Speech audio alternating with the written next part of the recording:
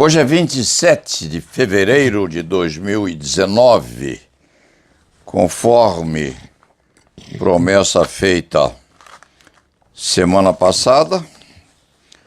Roberto Delmanto e o Escriba estamos aqui para continuar a análise do chamado anteprojeto Sérgio Moro, ou projeto de lei anticrime. Este escrivinhador foi hoje a uma audiência pública que foi positivada pela seção de São Paulo da Ordem e se falou alguma coisa sobre esse anteprojeto, sempre com um espírito crítico e, aliás, com bastante discrição e timidez. Este escriba não disse que nós estávamos a debater isso há 15 ou mais dias, porque nós ficaríamos meio oferecidos, né? Então, envergonhadamente, o Paulo Sérgio ficou quieto. Estamos fazendo o nosso servicinho agora, Claro. pós audiência pública, né? Audiência privada, né, Paulo? Não tão privada porque você tem um acesso muito grande. Sabe, a gente vai ficando mais antigo, não, Roberto? E aparece gente mais jovem, mais enérgica, não é? Então, a gente conversando a dois é muito mais fácil, Claro, né? Mais rápido também, não é? Mas é uma atitude muito bonita da Ordem em estar enfrentando agora esta coisa toda. Então, o Roberto sugeriu medidas para endurecer o cumprimento das penas a partir do artigo 33. Não é, Roberto? Exatamente. Você tem a palavra. Paulo Sérgio, mais uma vez, o prazer de estar aqui com você, sempre aprendendo com você pela sua experiência, pela sua argúcia, pela sua sensibilidade pessoal e jurídica. E eu fui educado por meu pai, depois por meu irmão mais velho, sempre respeitando as autoridades públicas, né? Respeitar o juiz, respeitar o promotor, respeitar o delegado de polícia. Mas, nesse sentido, eu lembraria o grande Rui Barbosa, que ele disse que nós temos o dever de respeitar as autoridades, mas o direito de criticá-las.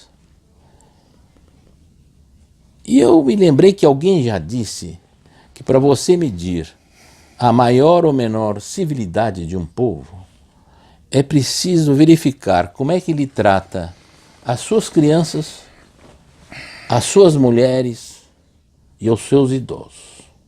Como é que ele trata esses três grupos?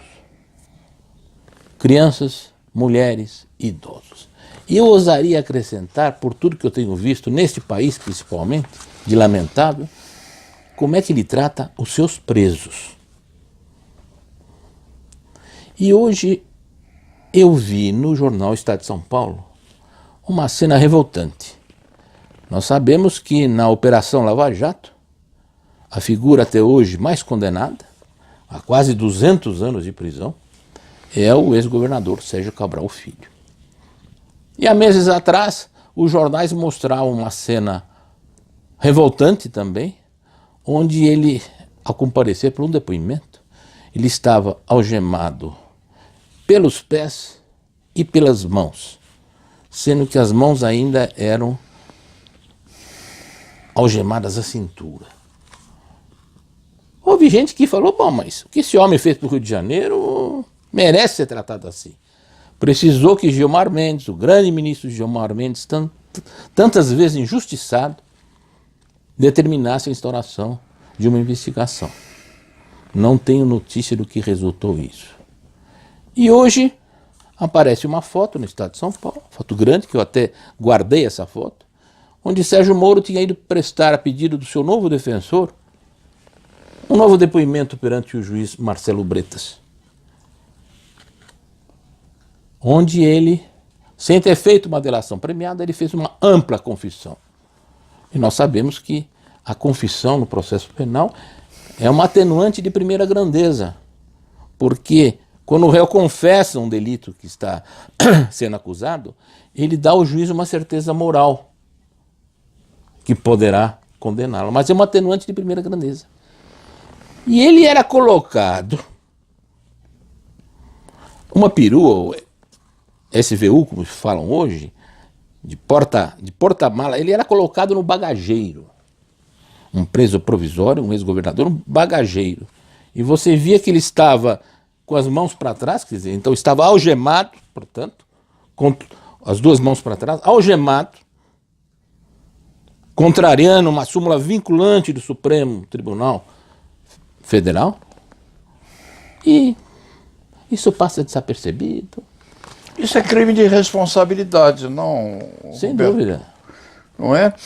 Eu percebi isso aí também e pensei que essa sujeição dele a esse tipo de infelicidade é enfrentativa do próprio questionamento sobre o conceito de personalidade. Não é? Persona dos gregos, não é? Nós temos a personalidade fixada no nosso rosto, na nossa face, não, Roberto? Sem dúvida. Você, Roberto, na medida em que a sua face aparece frente à televisão, e eu também. Se eu escondo o meu rosto, a minha persona é repartida, porque o restante do meu corpo passa a significar muito pouca coisa. Quando o réu, no caso esse ex-governador, é algemado, com as mãos presas à cintura, o vilipêndio é terrível.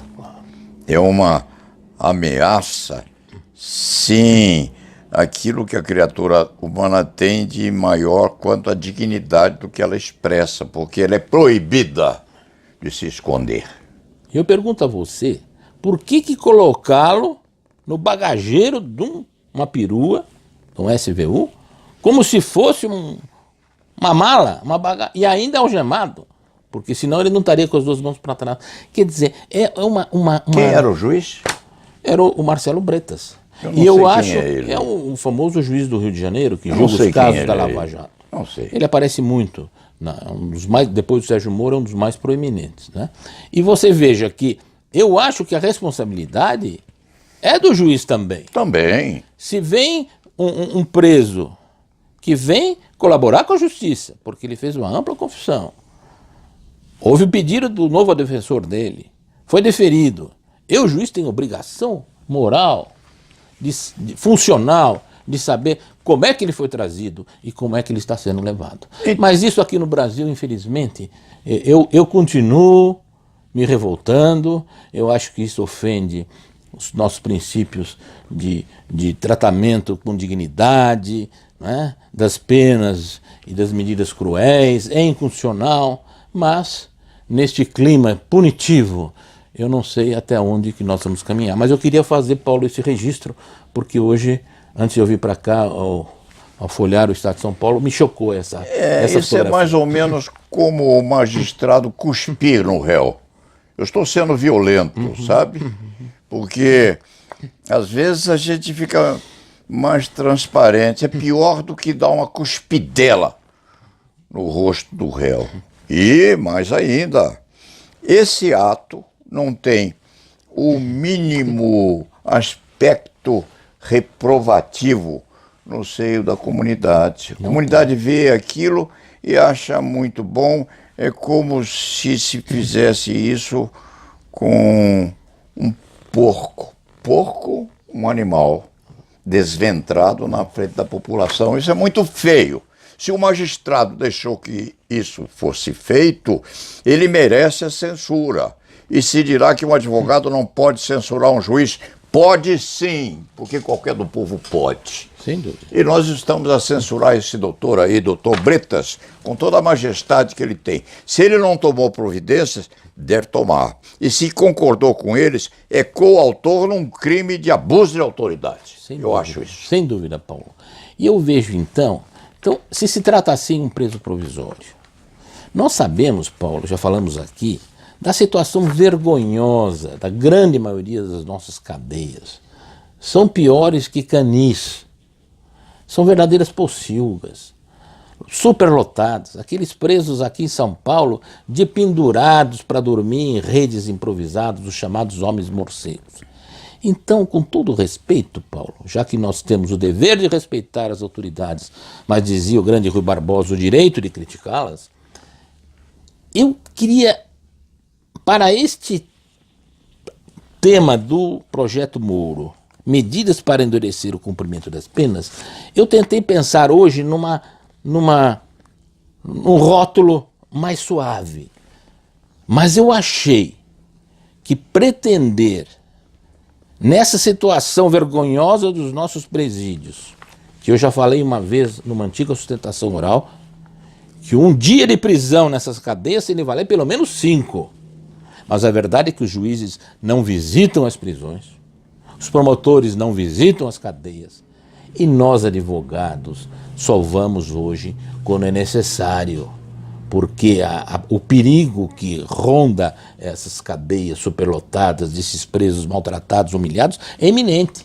Mesmo naqueles dias, Paulo, que você sabia que eram os dias mais seguros, em que a família, os filhos vão visitar, tem eclodido rebeliões. Rebeliões, aliás, diga-se de passagem, violentíssimas, mas no fundo justas, porque eles são tratados como animais e acabam reagindo como animais.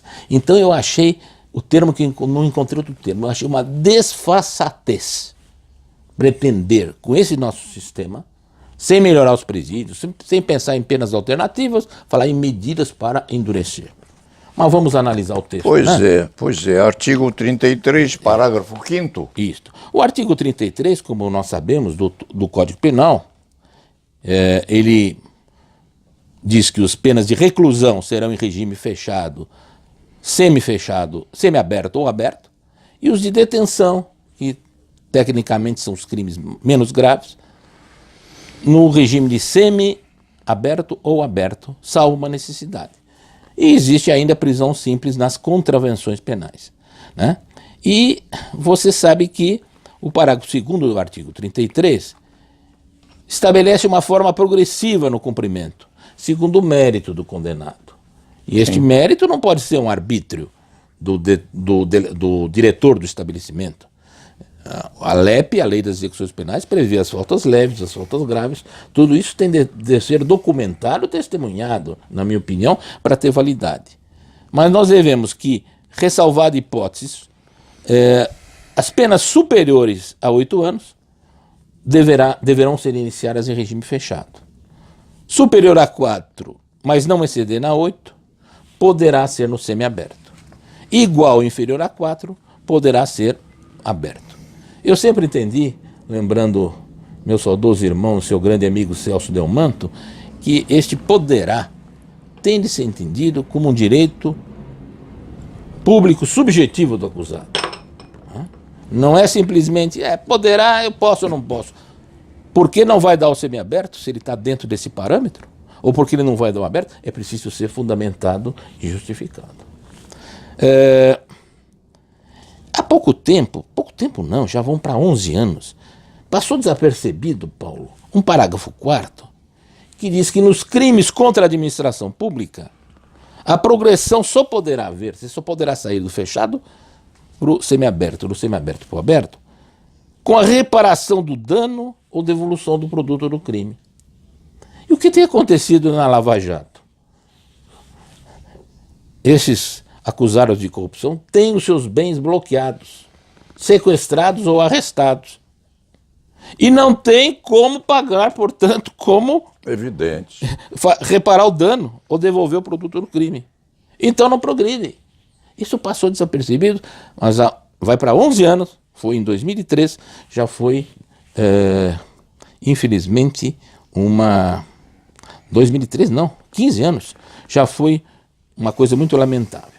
E nós sabemos que nos crimes hediondos, se o réu for primário, aqueles crimes considerados hediondos, ele terá de cumprir 2/5 para progredir e se reincidente 3/5. Este é o nosso panorama legal, Sim. que me parece adequado, a não ser essa situação desse...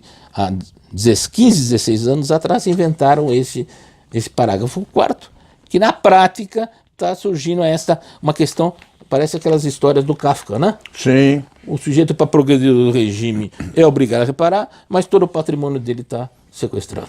E de repente o patrimônio dele é bloqueado, evidentemente ele tem assim como se lhe costurassem os bolsos, né? Claro. Ele não pode mexer nos bolsos, mesmo que tivesse eventualmente.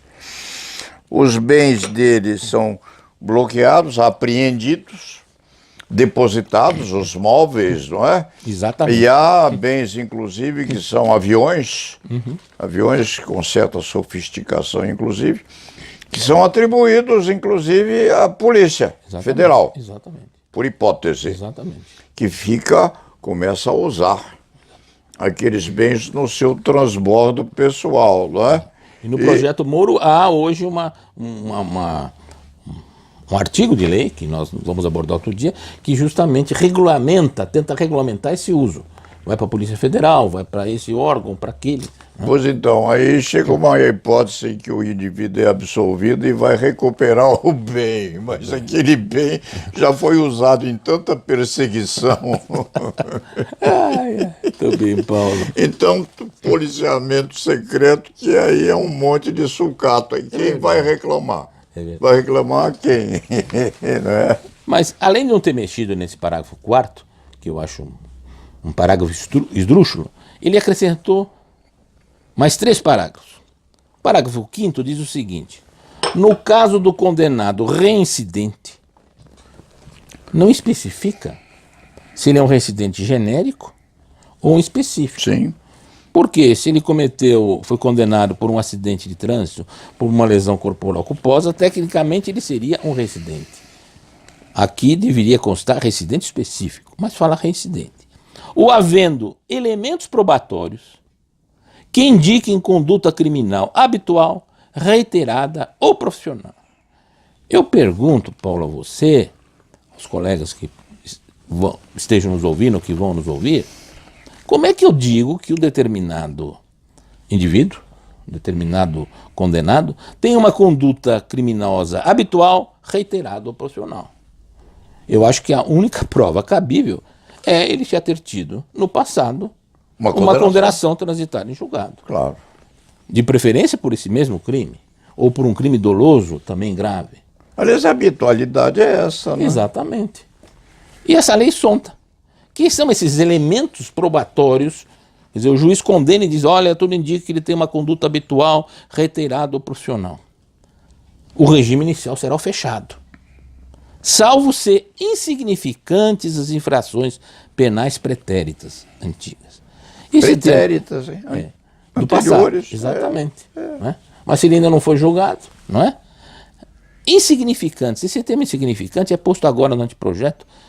Existe, nós sabemos, o chamado princípio da insignificância, os chamados crimes de bagatela, que em geral são mais, têm relação com os crimes patrimoniais, né? Até um salário mínimo. Sim. Nas execuções, nos crimes contra a ordem tributária, segue-se o que a execução fiscal faz. Quer dizer, não se executa ninguém por menos de 10 mil reais, Sim. Até 10 mil reais.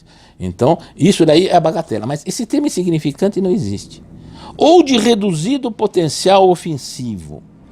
Reduzir o potencial ofensivo também não existe uma definição do que seja isto. É muito aleatório. Muito aleatório, muito genérico, né, Paulo? Nós sabemos que nós temos na Lei dos Juizados Criminais os crimes de menor potencial ofensivo, que são aqueles apenados com pena não superior a 2 anos. Sim. Não é isso? Então, eu vejo isso daqui de uma maneira assim muito... E é muito grave. Porque mesmo que ele tenha, na exegese que você pode fazer, que ele tenha direito normalmente, pela aquela tabela da lei, a um regime semiaberto, ou até aberto, ele vai para o fechado. Sim. Porque existem esses tais elementos probatórios, que eu não sei de onde é que vão tirar esses elementos, eu só posso entender que isso seja numa condenação anterior, transitada em julgado. É o princípio da taxatividade da lei penal, não é? Que é repetido, está no artigo 5º, 39 da Constituição, não há crime sem lei anterior que o defina, nem pena sem prévia cominação legal, Sim. repetido no artigo 1º do Código, não é? Então, artigo 5º também, 54 da Constituição, ninguém será privado de liberdade dos seus bens sem o devido processo legal, mas ele vai para o regime fechado sem ter tido uma decisão anterior que diga que ele, além de reincidente, ele é habitual, criminoso, profissional do crime. Eu vou fazer uma maldadezinha Faça, com os Paulo. autores dessa redação toda, porque, obviamente, não foi o juiz Moro que fez isso, não é? Não foi. Certamente nenhum advogado, porque nós não fomos jamais consultados. Também nenhum criminalista, porque os criminalistas são mais espertos. Mas essa afirmativa aqui de conduta criminal habitual me leva, por maldade, a hipótese da consumação de crime continuado. O crime continuado é habitual, não é hoje, amanhã, depois da manhã. Então começa no regime fechado, porque é crime continuado. Os nossos eminentíssimos promotores de justiça precisam ser mais espertos, porque ingenuidade aí é um pecado grave. Mas é interessante, fazer lei não é fácil, Paulo. Não é. Eu, quando estive na Associação dos Advogados, muitas vezes nós íamos reformular projetos, porque você cria uma situação, vamos assim dizer, de genérica, expectativa, de uma suposição. Mas o que eu vejo nesse viés aqui, punitivo, condenatório, de pena de prisão, regime fechado, é que esses aparentemente erros, alguns até data vênia, grosseiros, são sempre para prejudicar o réu. São sempre para endurecer este regime que eu não vejo mais como é que no Brasil ainda se queira endurecer o cumprimento das penas com essa barbaridade que passam os nossos presos. Provisórios ou definitivos. Pois é, nós dissemos numa das entrevistas que nós tivemos nós dois que esse projeto do Sérgio Moro é projeto para preso miserento, miserável, não é? Porque não tem condição, inclusive, de resistir. Exatamente. Validamente. Nós temos aí quantos mil presos miseráveis? Exatamente. É? É a maioria, né, Paulo? Pois é. Presos e presas. Pois é um projeto feito para um manquitolante, não é projeto feito para preso diferenciado, que tem bons advogados, que sabe se defender, buscar a progressão, etc. Esses nossos réus que estão nesses presídios podres nossos não têm sequer dinheiro para constituir um advogado. De vez em quando, né, Paulo, fazem esses movimentos, vão lá e aí vão descobrir, o sujeito já podia estar 1 ano no regime melhor, aí, mas não foi, porque a Defensoria Pública, embora hoje os seus quadros sejam excelentes, né, tem levado, como eu falei aqui já, questões importantes, constitucionais, penais, processuais penais, ao Supremo e conseguido amplos resultados, ela ainda é muito pequena, né? Ela se socorre de advogados da ordem, novos advogados, muitas vezes alguns sem a devida experiência. Esse é o padrão. Mas vamos continuar, Paulo. Parágrafo 6º. No caso de condenados pelos crimes previstos nos artigos 312, que é o peculato apropriação, e parágrafo 1º, que é o peculato desvio, corrupção passiva e corrupção ativa, porque o nosso direito penal sempre priorizou, historicamente, isso não sei se foi uma herança portuguesa, acredito, os crimes patrimoniais. Sim. Os crimes patrimoniais sempre foram tratados com mais rigor, até os crimes dolosos contra a vida. O dinheiro vale mais do que o homicídio. Nesses casos, portanto, de peculato, corrupção ativa e passiva, que agora são a obsessão do momento, né? Diz que o regime inicial será fechado. Corrupção ativa, corrupção passiva, peculato, independente do que seja o montante da corrupção, se o sujeito é primário, bons antecedentes, ele vai começar no fechado. A não ser, olha mais uma perfumaria, né? Salvo se as circunstâncias previstas no artigo 59 foram todas favoráveis. O artigo 59 do Código Penal são 7 ou 8 requisitos: culpabilidade, antecedentes, conduta social, personalidade, motivos, circunstâncias, consequências do crime e, conforme o caso, o comportamento da vítima.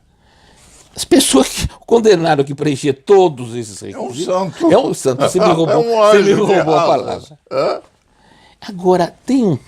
eu cito no meu livro, no nosso código, que eu faço, herdei do querido Celso e hoje compartilho com o Roberto Júnior e com o Fábio, nós citamos um estudo, um parecer de Francisco Clementino de Santiago Dantas. Foi um dos maiores juristas brasileiros de todos os tempos. E neste parecer, que foi publicado várias vezes, ele diz o seguinte, que não pode se admitir dentro de uma Constituição democrática a lei caprichosa, a lei razoável, né? Feita para punir determinados criminosos, determinados condenados, né?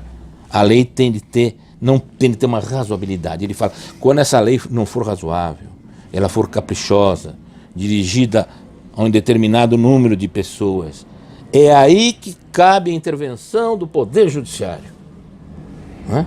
Para obstar que essa lei continue vigente. É um estudo e pareceres de Clementino Santiago Dantas, Francisco Clementino Santiago Dantas. Eu pergunto, por que os crimes de corrupção ativa, passiva, peculado são mais graves do que o homicídio? Então, é uma lei caprichosa para atender essa expectativa do momento, né?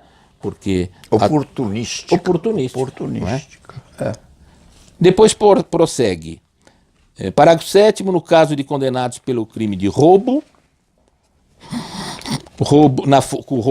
na forma qualificada, com violência ou ameaça com arma de fogo, com destruição ou rompimento de obstáculo com explosivo ou artefato análogo, ou resultando lesão grave, o regime inicial será o fechado, salvo se as circunstâncias do artigo 59 lhe forem todas favoráveis. Até aí, um roubo, vamos dizer que é um excesso, talvez seja tolerado. Mas adiante, ao artigo 59 do Código Penal, que nós sabemos que são aquelas 7 ou 8 requisitos, né, que servem, monitoram a aplicação da pena base, e agora, se o sujeito não tiver, nesses crimes contra a administração pública, se não tiver preenchidos todos eles, ele já vai para o fechado. Este é um dos maiores absurdos, heresias jurídicas. Colocaram um parágrafo único, dizendo o seguinte: o juiz poderá, com observância dos critérios previstos neste artigo genérico, fixar um período mínimo de cumprimento da pena no regime inicial fechado ou semiaberto antes da possibilidade de progressão. Qual é esse período? É o juiz que vai escolher.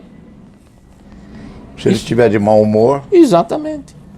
Quer dizer, mais uma vez, o princípio da taxatividade da lei penal, o princípio da legalidade, é um dos primeiros princípios da Constituição.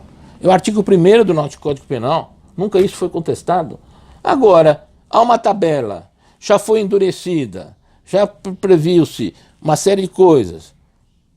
E, fora desses parâmetros, o juiz, antes da possibilidade, o sujeito nem chegou a poder pleitear, antes dessa possibilidade, o juiz terá fixado um período mínimo.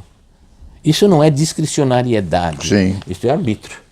Sim. E esta lei tenta passar isso. Então ele cria um novo critério, além dos critérios já constantes do artigo 112 da LEP, que nos crimes comuns é de 1/6 para a progressão, e do artigo 2º da Lei dos Crimes Hediondos, que vai, como nós vimos, do 2/5 para primário e 3/5 para reincidente. Agora o sujeito está chegando do 2/5, chegou no 2/5, mas o juiz já fixou, o juiz achou que não, esse condenado aí não merece. É o jeitão dele. Esse vai fixar um preço mínimo. Então isso eu acho uma das maiores heresias, tá? Uma das maiores heresias. Então, no Código Penal, esse tal endurecimento, que eu não imagino como se possa endurecer, humilhar, castigar mais, porque nós sabemos, já falamos aqui, né? A pena no mundo inteiro tem de ter 3 funções. A função retributiva, você fez, infringiu a lei, vai pagar. A preventiva, fica você e todos avisados que quem matar a outro injustamente, numa situação de legítima defesa, você vai cumprir uma pena. E a ressocialização, importantíssima. E aqui se obsta, se dificulta a progressão de regime, o juiz pode fixar um período mínimo. Não está baseado em nem lei nenhuma. De quanto seria esse mínimo? Eu acho isso um verdadeiro arbítrio. E se nós podemos prosseguir, eles também, nesse endurecimento de penas, eles fizeram, Paulo, na lei dos crimes hediondos. Nós sabemos que os crimes hediondos são aqueles crimes mais gravemente punidos, onde a legislação, o sujeito se ele for primário, ele precisa cumprir 2/5 da pena. Sim. 40%. Se ele for reincidente, inclusive genérico, num crime de menor importância, ou até culposo, 3/5. Sim. Daqui a pouco já encosta obsta um possível livramento condicional, porque é praticamente o mesmo tempo. E ele diz o seguinte, que no parágrafo 5º, que seria de 3/5 a progressão se houver morte. Veja aqui a contradição. Se for reincidente, mesmo que não haja morte, é 3/5. Agora, se houver morte, também são os 3/5. É porque eles não podiam subir mais do que os 3/5. Sim. Igualaram. Igualaram. A morte é a reincidência. Parágrafo 6º. A progressão está subordinada ao mérito do condenado, que eu repito, esse mérito tem de ser visto dentro do presídio, mas tem de ser constatado. Não é o mau humor de um determinado diretor ou subdiretor, que vai, isso tem de ser. Isso aqui seria o juiz de execução? Eu acho que sim, né? Exatamente. Né? Você tem a LEP, você tem as infrações disciplinares pequenas, e as infrações maiores, né? Sim. Você lembra quando o próprio Sérgio Cabral Filho, um promotor, foi visitar o presídio, falou, o senhor encosta aí, de costas aí, com a mão. Ele falou, não, por que eu tenho de... Não estou fazendo nada. Então, vai direto para a cela, para a solitária. Esse Sérgio é o Cabral. Sérgio Cabral Filho. O ex-governador? Esse que foi algemado. O malfeitor número 1, o exemplo. Pois é. Mas o juiz da execução aí anulou. O promotor mandou recolhê-lo, não tinha nem poder para isso. O senhor se vira de costas, encosta na parede. Falou, o que o senhor está mandando? Não estou fazendo nada, encostar na parede, virar de costas. Recolham a solitária. Ele foi recolhido à solitária. Por que não matou ele de uma vez? Extermina o gajo. Exatamente. Extermina o gajo, porque eu fiquei com muita pena, com muito dó da criatura humana, não do ex-governador, não é? Ele, fazendo aquela confissão, etc., ele se humilhou além dos limites que uma criatura humana pode perfilar, não é, Roberto? Depois de ter negado aquilo tudo, ele vai ao juiz esperando uma minoração de pena e é tratado como um animal irracional. E uma confissão, embora seja, como eu falei aqui, nós sabemos, uma atenuante de primeira grandeza, porque dá certeza o juiz sente uma certeza moral a proferir uma sentença condenatória, ela é de valor muito menor do que uma delação premiada. Claro. Né? Ele não foi propor ou tentar uma delação premiada, mas parece que é aquele exemplo, há uma espécie aí de...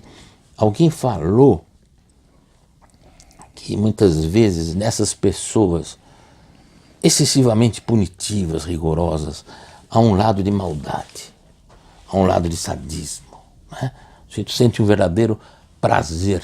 O que faziam na Revolução Francesa, né? Exatamente. Punham o réu dentro de um gradeado e passeavam com ele pelas ruas de Paris, meio pelado, todo estourado.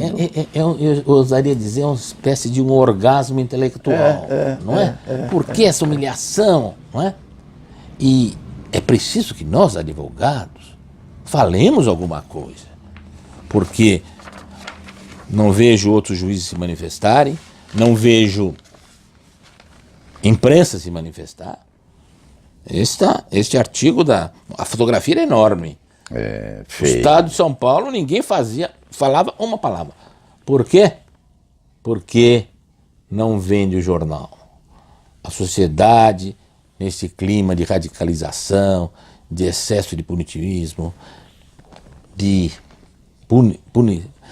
punitismo mesmo, né? E nós estamos aí você falou, é uma nova Revolução Francesa. Eu acredito, eu já escrevi sobre isso, eu sou católico, mas acredito que alguns voltem os espíritos, eu gosto que alguns terríveis daquela Revolução, né? Eu desconfio, né? Quem possa ser uma reencarnação do Danton, né? Quem possa ser... o Danton, no começo da Revolução, ele disse, sejamos terríveis, nós, para que o povo não precise sê-lo. Eram meninos sádicos, eram moços, eles todos. E quando ele foi para a guilhotina, porque essa revolução foi autofágica, ele falou, o que fazer para que os oprimidos de ontem não se tornem os opressores de hoje? Mas já era fácil. Pois é. O Javert, aquele promotor da literatura que perseguiu Jean Valjean, e quando Jean Valjean lhe salva a vida, ele, para não prender aquela obsessão dele, ele se suicida. É a única forma dele não cumprir o que ele achava que era o dever dele. E eu desconfio até, não vou falar aqui, porque nós temos de respeitar as autoridades, eu tenho quase certeza quem seja o Robespierre. O Robespierre foi o pior de todos. O Robespierre foi o mais cruel. E covarde, porque quando ele foi mandado à guilhotina também, porque uma revolução autofágica que se devorou a si mesmo, ele tentou suicídio 2 vezes e não conseguiu. Eu desconfio, não vou falar aqui, tenho quase certeza quem seja a reencarnação do Robespierre. Você já sabe de que eu estou falando. Roberto, você sabe que às vezes eu creio que o nosso tempo está encurtando, né? Nós vamos deixar os comentários mais formais sobre tem muito pouco tempo o remanescente. Mas eu preferia conversar com você hoje nesse fecho aí sobre coisas menos constitutivas de literalidades e nós coloquemos o coração um pouco mais à realidade. Eu disse alguma coisa há uns 10 minutos atrás sobre Bretas. Um jovem duro, né? Duro, severíssimo, etc. Talvez eu tenha feito maldade por não saber qual a participação do eminente magistrado nesse episódio que você relatou e que eu vi também do ex-governador todo amarrado, com a mão quase protegendo as partes. E hoje jogado como uma mala de roupas dentro de um bagageiro, de uma perua, algemado e jogado, colocado dentro de um bagageiro. Pois é. Por que precisa tratar assim? Eu não acredito que esse magistrado tenha visto esta cena, Roberto. Mas eles pecam, não ele e outros juízes, pela omissão. O juiz hoje fica dentro do fórum. Eu não contei a você, aquele episódio que eu vi, que você Eu publicou. estou tentando adocicar isso, hein? Que eles caminhavam, três presos amarrados pelo pescoço, o braço do terceiro passa sobre o ombro direito do segundo, que é preso na mão direita desse segundo, que passa a mão. Isso era dentro do foro. Eram os três caminhando cambaleantes. A mão do último passava pelo ombro direito do segundo, era presa, algemada na mão esquerda desse segundo. A mão do segundo passava sobre o ombro do primeiro e era algemada na mão esquerda do primeiro. Pois é. Os juízes dizem, isto é problema da polícia militar. Não eu estou é. dentro da minha sala. Então acho que o juiz peca por omissão. Eu quero saber como é que os meus réus, os acusados, chegam e saem do meu fórum. Agora vamos ver se ele toma alguma providência dessa fotografia, né? Que foi estampada, grande, uns 8x4, nítida. Sim, ele ia dizer, isso não é comigo. Exatamente. É assim, Mas como dizem os nossos tribunais hoje, você vai reclamar de uma situação carcerária. Isso é um problema da Secretaria de Administração. Não diz conosco. Sabe, Roberto, para a gente encerrar essa conversa nossa num sentido um pouco mais suave, Claro. eu sempre tive uma fixação muito grande naquele filme que tem Al Pacino como ator principal, com quem? Quem é a jovem? Não me lembro, era muito bonita, mas Linda. o Pacino roubou todas as cenas. Pois então. Perfume de chamava-se Mulher. Perfume de Mulher. Eu sempre tive uma fixação muito grande nesse bailado, não é? Porque, Roberto, eu vou ser talvez um pouco rude na nossa conversa, mas isso é uma conversa aberta, inclusive, aos juízes, se eles quiserem ver. Não, Roberto, nós temos muito pouca coisa para esconder, nós dois. Nós já vimos quase tudo que podíamos ver na vida, né? E a gente não deve, Paulo, reprimir aquela revolta que vem dentro da gente. Pois é, então... Nós temos se nós advogados não formos incisivos, não nos revoltarmos, então as coisas vão de mal a pior, né? Então, Roberto, eu vou ser um pouco rude, um pouco ríspido, um pouco até básico na apreciação do contato do juiz com os réus ou com as rés, porque nós não estamos falando das mulheres, não é, Roberto? Quando eu era mais moço, mais jovem, eu tinha um olfato tão acurado, Roberto, que eu sabia qual era o perfume que determinada personagem estava usando. Sabia até, às vezes, se o juiz fumava ou não charuto nas suas tertúlias fora das audiências. E nós sentimos o cheiro do réu, não, Roberto? Claro. Nós sentimos, né? Sim. Um cheiro adocicado de batata podre, que não pôde tomar banho, com aquelas chinelas rasgadas com que eles vêm do presídio, amarrados, e o magistrado às vezes tem até vontade de virar o rosto para não ver a tortura do infeliz. Então isso aí não pode ser assim. Não pode, porque o ser humano, nós somos animais, não é, Roberto? Claro. Nós somos animais. Às vezes eu ia fazer as audiências e eu era muito mais realista do que eu sou hoje, porque a gente sente o odor do preso que saiu da solitária.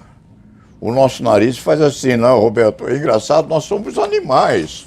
Sem dúvida. Não é? Intelectualizados, o diabo, né? Mas a gente começa, o nariz da gente começa a sacrificar as pilosidades aqui e a gente sente o cheiro da moça que não tá tomando banho faz 10 dias. A moça aidética, sifilítica. e posta na frente do magistrado com aquele corpinho famélico, maltratado, selvagemmente tratado. E depois o réu, depois de ser interrogado pelo juiz, Roberto, para a gente encerrar esse negócio, para eu não me emocionar demais, porque eu fico muito triste com isso, carregam o homem como se fosse um bicho para fora Tá do lembrando, tribunal. Paulo, do grande Sobral Pinto, né? Sobral Pinto era um homem anticomunista ferrenho, católico, religioso. Depois que ficou viúvo, ele só usava roupa preta, ia à missa e comungava todos os dias. Mas um grande Dom Quixote da advocacia. Ele assumiu a defesa de Henri Berger, que era, junto com Sim. o Luiz Carlos Prestes, o chefe da intentona comunista. E tudo o que ele requeria era indeferido. E ele teve um insight que nós sabemos, talvez algum jovem não saiba, porque o cliente sofria no cárcere. Ele chegou a mostrar unhas arrancadas do cliente, torturas. E era o Tribunal de Segurança Nacional, tribunal impávido, não queremos saber. Aí ele teve o insight, o brilho de invocar, em favor do seu cliente, a lei de proteção aos animais. Sim. Porque nós somos animais racionais. Impetrou um habeas corpus. E causou impacto. Então hoje talvez nós vamos precisar de novo Sobrais Pinto, né? Que tenham a coragem de, então, vamos tratá-lo como, porque hoje eu duvido que existam canis públicos no Brasil, não acredito que exista, que se aproxime da maioria dessas prisões. Então, se nós não nos revoltamos, né? Agora não vamos perder a esperança. Como dizia o Che Guevara, tão contraditório, né? Ai que endurecer, Pois sem é. perder a ternura jamais. E pra gente- Não vamos perder a ternura nem a esperança, mas temos de manifestar a nossa indignação. Para a gente terminar em definitivo esta cena e fechar os anteparos dessa tragicomédia que nós estamos relatando. Não, Roberto, o ex-governador Sérgio Cabral Filho? Cabral Filho, ele pode, por hipótese, ser delinquente, meliante, marginal, corruptor, extorsionário, pode ser aquilo que se lhe quiser outorgar nessa transmigração. Mas ele tem que ser respeitado como gente. Sem dúvida.